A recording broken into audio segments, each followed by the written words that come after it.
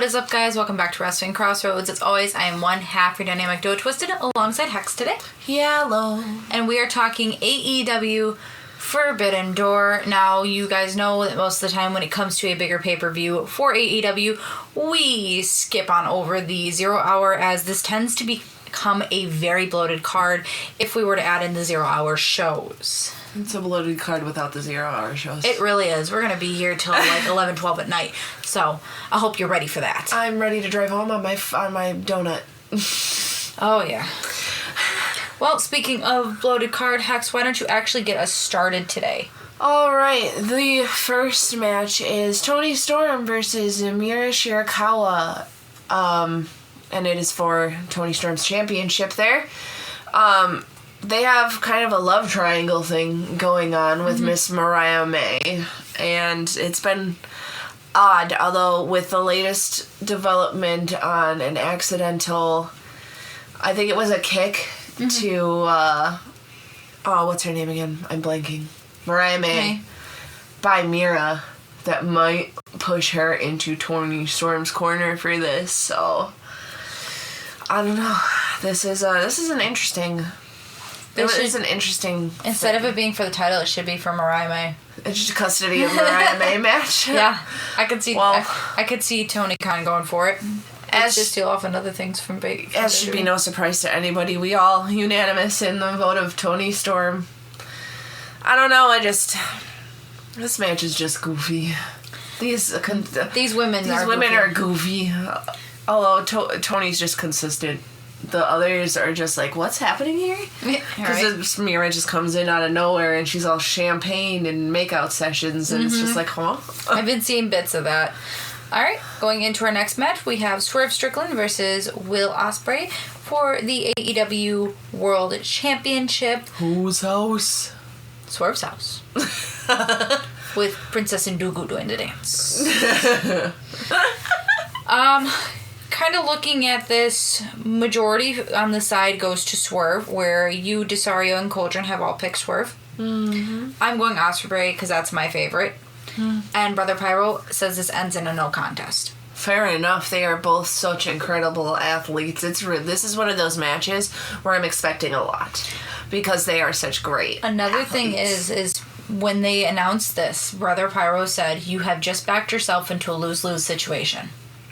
Because you're going to have Swerve, who has pushed for this championship, who has done everything he can to get this championship, lose it in this defense, which loses all credibility for him, or you're going to have Red Hot Ospreay lose in this match, which kills all credibility for him.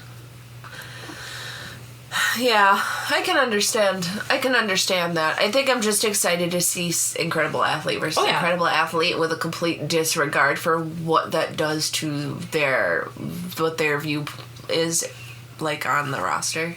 Oh yeah, how definitely. They're looked at. I think this is going to be one hell of a match. I think it's going to be a beautiful match. I get lost in the hype. Oh, so. I know. I did want to read Desario's. Absolutely. So he says, Ospreay should not be getting a title shot this soon in his run, which we all, me and Brother Pyro and kind of all agree on. Unfortunately, AEW has done a really poor job building up any credible opponents for their world title picture that haven't had a shot yet. Would rather see a returning Adam Page versus Swerve, build up Claudio, but no, let's hot shot Ospreay, putting Swerve and Will in a no-win situation here, regardless of the outcome. Prediction, Ospreay loses after Don Callis costs him in some way. I like the interesting little tidbit there. I like the ending. I like the ending because I could see it going that way, but I could also see Don Callis wanting that title in his group and doing something to screw over Swerve, where Ospreay wins, and then he's like, you know what? I don't want you at ringside for my next title defense, and I'm giving Swerve another shot at this championship. If he beats me for it, he beats me for it, fair and square. Right. Because that's I don't the type think of man Ospreay would be is. happy about that type of No, he would not. We've seen how he reacted with Don Callis family interference before. Yes. He was not happy. I mean, I know there's not much to this rivalry for this one. It just kind of was like, hey, your title looks good on my shoulder, and then the next week kind of snatched it from him, as you had told me, and he got laid on his ass for it. Yep. Essentially. So shouldn't snatch a title out of someone's hands, especially when that title belongs to the person you snatched it from. I agree. Take us into our next match with your favorite. Stop outing me! Alright, for the next match, we have Moxley versus Naito. And this is a rematch for the title, because Moxley had won it off of him. So, this will be since I didn't get to see that since I don't watch New Japan, this will be fun for me to see Naito as first time for me in action. This is for the NWGP Heavyweight Championship. So yeah, when I made my vote here, I had to go with familiarity because I do not know Naito. I don't either. I'm unsure if Brother Pyro is familiar with him, although Brother Pyro's here and there, kind of very spacious with New Japan. So okay. Well, it's mostly unanimous with Cauldron, Pyro, Twisted, and I choosing Moxley, whereas Desario chose Naito. Do you have his reasoning on that? I am going to look and see if I can find his reasoning in everything that he has written us in paragraph. I know, but I love his descriptions. So. Oh, yes. He says it should be good, but he is going Naito. Time to take the belt back to Japan. Which I can understand. Upon reading that, Brother Pyro did say he would like the title to go back to New Japan. However, he'd rather have it at a New Japan pay-per-view strictly instead of just the MASH pay-per-view. Fair enough. I totally agree. All right, I might need your help on this next one. We have Mercedes Moné versus Stephanie Vaquer. Okay, and this is a title versus title match where both titles are on the line. Winner takes all. All the titles. All the titles. All the titles. They're just going to have like 15 titles all over them. It's great. Be beautiful. Looking at this, we are entirely unanimous picking Moné, and I'm a little shocked that you did because it is Moné. You don't like Mercedes. I don't, but I also know how much money Tony Khan paid for her, and what better way than to make your money's worth by putting 2 titles on her. Mm-hmm. That's the only reason. That, and it's her second match. I think her second or third-ish match in this. If she's gonna lose it, I don't see her losing it to someone from New Japan, especially with the financial stand on it. Going and looking at other reasonings and other predictions, we actually got a reasoning from Cauldron, which shocks me. I know, he never gives me reasons when we do predictions together. Right. So. And his coincides with Desario's and Pyro's, which is essentially Tony Khan's not going to let her lose the belt. Fair. Nor, and this kind of plays off of Desario's reasoning, he's not going to let it leave the company. Fair enough. They paid too much money for her. It's not going to leave the company. But Desario also did say that her AEW run has been very lackluster at best. She's boring. I could have put up with her on just like watching her things if she wasn't so boring to watch. I mean, she has kind of gotten a boring streak with her. I won't watch anything that's boring me. No. And I'd rather not waste 20 minutes of my life watching a match that's making me fall asleep. I felt that. Great. Into our next match, please. My lovely lady. All right. Our next match is Orange Cassidy versus Zack Sabre Jr. And how did we get to this one? I know you were kind of talking a bit about it before we started. Now, although I don't know how originally they came together, I do know that from what Zack Sabre Jr. says, he challenged Orange Cassidy out of respect that he's already beaten the best technical wrestler, now he wants to beat who they call the best wrestler, which he says is Orange Cassidy. But he knows by coming out and talking to him and poking at him a little, he's getting riled up. Match. And with everything going on in Orange Cassidy's life right now, yes, it's so easy to poke the bear. It is. Because the bear cage is getting unlocked and rattling viciously, like the bracelets on my wrist. I was just about to make a comment to that. For this match, we have Pyro and Desario going with Zack Sabre Jr., whereas Twisted, Cauldron, and myself went with Orange Cassidy. Trying to see if I can see a reasoning, at least for Desario. I like to call him Orange Quesadilla when I'm by myself with Darren watching these things. Oh yeah, that's hilarious. Nothing much from Desario. He just said that this should be a fun match. He says that Cassidy is growing a little stale with his act.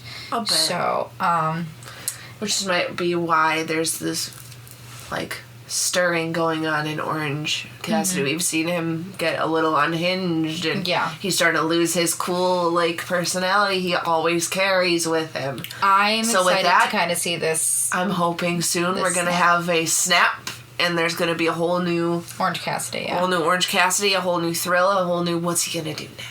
Yes, I cannot wait for that. Alright, going into our next match, we have MJF taking on... Hechicero, okay. Majority of us, unanimously, I had to double check that. Unanimously, we are all choosing MJF. Because I'm Maxwell Jacob Friedman, and I'm better than you, and you know it. Yes, we do, MJF. Thank you so much. It was kind of a random put together. This was a random one? Okay. Yeah, that one was a random put together. I am a little behind on our AEW side, Which is why I'm a little, like, head scratching a little. You have someone like MJF versing someone that people are like, who? I know. So one of the predictions is that, you have MJF going against, I can't remember the name of the opponent that he's going against. Hechicero. So actually it was Desario's reasoning, because Desario writes his paragraphs. And verbatim, are you effing kidding me? AEW's biggest star just came back, and this is his first pay-per-view opponent. No disrespect to him, but MJF should have a bigger name to face. That would be like Roman Reigns coming back for his first pay-per-view, and its matches against Otis. Sorry, pay-per-view opponent, I am going MJF. He's better than him, and we all Desario knows it. We all know it. We all know he's better than us. But, honestly, this... For everybody to just kind of be head-scratching and be like, who the heck is this? It's kind of a shot in the face. I didn't know who Hechicero was, but then again, I'm newer to AEW than I am to WWE. But then again, AEW is a newer company. It is. For Desario to say something like that, you really got to take into consideration that this man watches almost all the shows that we cover and more. So... Yeah, like, what, TNA? Yes, TNA, Ring of Honor. He watches, New Japan. He's watched AAA. Does he watch CMLL? I am unsure personally, but I know he does watch a lot of stuff that we don't. We don't cover that doesn't yet. surprise me. So, extreme wrestling fan. So, for him to say something like that and to really be against it, and, when we put it in the perspective of WWE, for us who know it better, and him saying Roman versus Otis, that's a really big, shot in the face there. So, I'm just kind of sad for Otis, because boy, do I love Otis. I love Otis, but I wish, on the flip side, for WWE, we'd get Tucker back and they would reform Heavy Machinery. Alright. Which is something before you started watching again. And I digress. Alright, into our next match. Alright, our next match is The Acclaimed versus The Elite. Yes. Oh man, I don't know which group is more obnoxious to me, honestly. I couldn't stand The Acclaimed for the longest time because of the scissor. They're tolerable now, but they're still annoying. My biggest thing was the scissor me daddy and the scissors and all this, and I can't do the scissoring. I can't. That's weird. That's very weird. It annoys me. Out of pocket. It annoys me. It is annoying. I don't know. It makes me feel a little weird watching it. I agree. Alright. Anyway. Kind of how we got here. Alright, so The Acclaimed have been, like, there's been The Elite versus, A-Team AEW. It's pretty much been this versus whoever is signing AEW. So it's pretty much heels versus faces. At this point, yeah. At this point. So the Acclaimed have been, Max Caster goes on the mic, and he does his, and he's including the Elite, and he'll include Jack Perry, and he'll include but they've started shutting him down. So now they have, trios championships. Well, the Acclaimed want those trios champions back, because they were the original ones for the longest. Yeah. So that's where, and then finally, this just all came to a head. The Elite stopped ignoring the Acclaimed, and now there's a trios match. And this is for the titles, correct? I believe so, yes. All right. So there is Pyro, Desario, and myself picked the Elite, along with Twisted and Cauldron picking the Acclaimed. As much as I am annoyed by the Elite, I can't stand them. I like the Acclaimed better, and I feel that they needed something to kind of bring them back to relevancy. Yeah, but I also think that right now the Elite is on their upward spiral, and the Acclaimed are just kind of here. Well, I guess we'll have to see who's writing that later tonight. It's gonna be me. It's okay. I'm always right. It's gonna be me. It's gonna be me. Alright. Going into our next match, we have Samoa Joe, Hook, and Shibata taking on the Learning Tree, Chris Jericho, Big Bill, and Jeff Cobb. We are majority on one side, with myself, Hex, Desario, and Cauldron choosing Joe, Hook, and Shibata, whereas Pyro went Jericho, Bill, and Cobb. I don't have any reasoning for him kind of going the opposite way. When Cobb came into the picture last night on Collision, he laid out everybody, including Samoa Joe. So that could have something to do with it. He really manhandled Samoa Joe there. No. So, I know Joe and Hook have kind of started their own little group with, you said, Shibata kind of been cameraman. And, if that's doing great for Hook and Joe in their kind of they're search fun to, together, honestly. They're get fun. further, it'd be, I say all praises to you, so.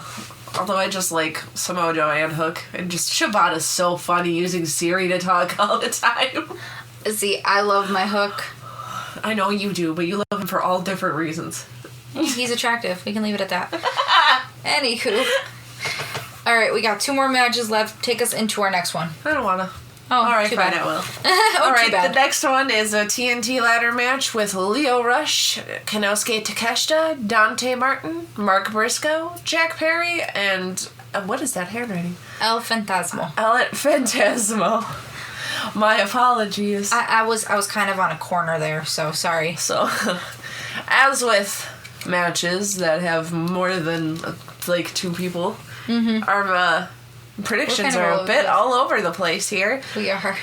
We have Twisted and Cauldron picking Dante Martin. We have Desario picking Konosuke Takeshita. And we have Pyro and me picking Jack Perry. Boy, oh boy. We are all over the place. I do want to point out, though, that as much as Brother Pyro sees Jack Perry winning, his love for Lio Rush says he wants him to win, but he knows it's going to be Jack Perry's. Hence the predictions that we put out. So. Like I said about the Elite earlier, he's part of that. They're on their upswing, so I wouldn't be surprised if Jack I wouldn't Perry be surprised if he's calmed his way into it, too. so, yeah. He's been a bit sneaky. Like I had called in a past pay-per-view with the way Alba Fire and Isla Dawn won those championships. Sneaky. You have to watch for the sneaky ones. Not necessarily the ones who are in there just blowing the heavy hits, but the ones that are on the outside watching. So for this one, if I'm not mistaken, Adam Copeland had an injury, so he vacated the title. They were broken leg. He has a rod now and some screws in that leg. Yep. He posted a picture on Instagram. Ooh, okay. I follow him. So then the Elite were going to award it to Jack Perry, and who was the interim GM said, no, you're not doing that. Yeah, you're not going to just give the title to Jack Perry. It's not happening. You're going to earn it. So then obviously we have this match at the end of all the collision there. It is a collision. This match is a collision. I know my reasoning for picking Dante Martin. I don't know so much about Cauldron's, but he just really likes the Top Flight. I love Dante Martin. He's been one of my favorites since I saw him. Something. Yeah. since I saw him even starting on here. In the same breath, so does Takeshita, like Desario says. And we've been saying, Takeshita deserves something. He is a presence in that ring, and he's deserved something months ago. Are we ready to hear Desario's reasoning word for word? Yeah! Go, Desario, go. Alright. He says, okay, ladder match with vacant TNT title. This is going to be a human car crash with all parties involved. I'm going Takeshita. Why? Who knows? Yep, that is his exact reasoning. Why? Who knows? I love Desario. Oh, you would have loved his reasoning for the match before because it ends with my brain hurts. We'll talk after. Oh, was it this one? The Joe Hook that one, Shibata. Yes, he literally ends it with my brain hurts. Okay. So, absolutely beautiful with that one. All right. Well, so, why did you choose Dante Martin? I love Dante Martin. He's been one of my favorites. Fair enough. He's entertaining in the ring to watch, for sure. He is. All of the members of Top Flight are honestly, and Action and Ready. They're all so fun to watch in the ring. It's the Flyers. See, and we always love the Flyers. It was funny because my first introduction to Top Flight was with AEW, and I remember the second time, like, I'm watching with Brother Pyro, and I was like, oh, who's that? And he goes, oh, it's Dante Martin and so-and-so, his partner. And I said, oh, cool. And then we watched the next pay-per-view, and Dante Martin was in another ladder match, and I went, oh, that's Dante Martin. And he goes, wait, you remember him? Because when it's so many people and it's a new thing for me, it takes a while. Most people, it takes a while. So I'm like, yeah, I remember him. He's in this group. And he's like, yeah, you actually remembered that. Good job. Woohoo, gold star. And then I saw Dante Martin get taken out, and he was out on injury for the longest time. And then when he came back, I was like, Dante, I missed you. Woo! So, essentially kind of how that went. Going into our last and final match, we have Bryan Danielson taking on... Takagi. Okay, I don't remember that's his first name. That's a name. Majority and... Unanimously. Yet again.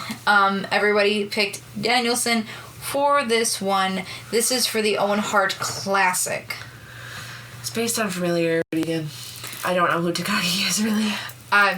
Mine's also based on familiarity. Desario says, first round of the King Owen Hart Classic, taking Danielson.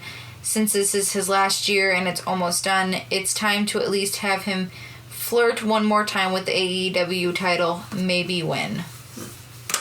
At least for the last part of his full-time career here. However, Bryan Danielson did come out and say that he does not want to win the AEW championship. He has he does not want to be in that spotlight. Alright. Fair enough then. Who's to say that, he wins this and he goes, here, I'm going to give this opportunity, this chance to one of my other buddies in the Blackpool Combat Club. Make him fight him for it? Fight me and beat me for it. I'll do a gauntlet. Because that would be Danielson totally. That'd be entertaining.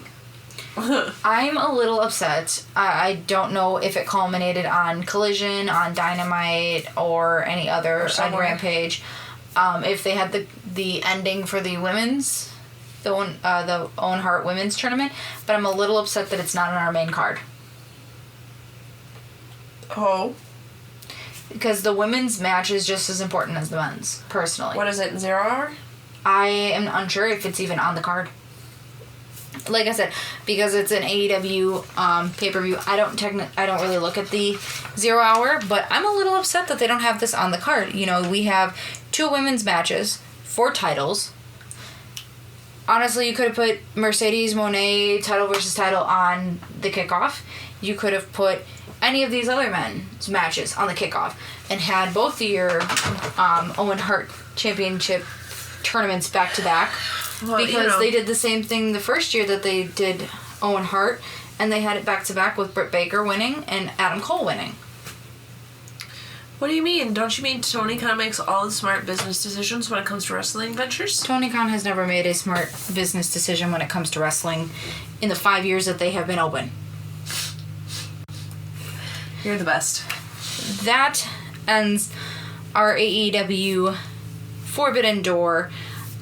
We will be back tomorrow to recap everything and talk about this probably 4 to 5 hour pay-per-view. And then we come back to you this weekend for Heatwave and Money in the Bank. Yes. Money in the bank! So, that is all. That is for today, and we thank you for tuning in and listening. Goodbye! Laters.